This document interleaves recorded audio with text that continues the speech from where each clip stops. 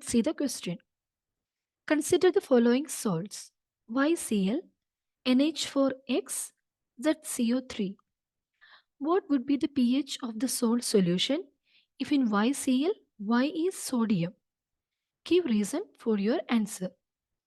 Before starting the solution, let's just revise how to find the nature of salts. When a strong acid reacts with a strong base, we get neutral salt with pH 7. When a strong acid reacts with a weak base, we get acidic salt. When a strong base reacts with weak acid, we get a basic salt. Now, let's solve the question. If Y is sodium in YCl, YCl becomes sodium chloride, NaCl. NaCl is formed by the complete neutralization of hydrochloric acid, which is a strong acid, and sodium hydroxide, which is a strong base. Hence, sodium chloride is a neutral salt with pH 7. Let's see the second question.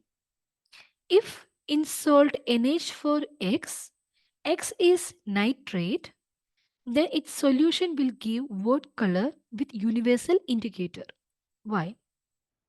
Here, X is nitrate means NH4X is ammonium nitrate.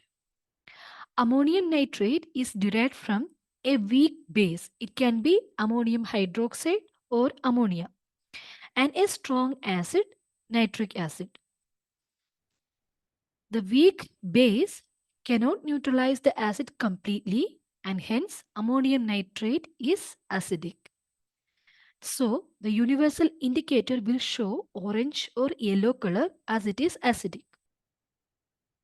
Now, let's see the third question. What would be the change in color in blue litmus solution if ZCO3 is added to it and Z is potassium? Here, Z is potassium means ZCO3 becomes potassium carbonate K2CO3. K2CO3 is derived from a weak acid, carbonic acid, and a strong base, that is potassium hydroxide. The weak acid cannot neutralize the strong base completely, and hence potassium carbonate is basic. So, the blue litmus paper will not show any color change as it is basic.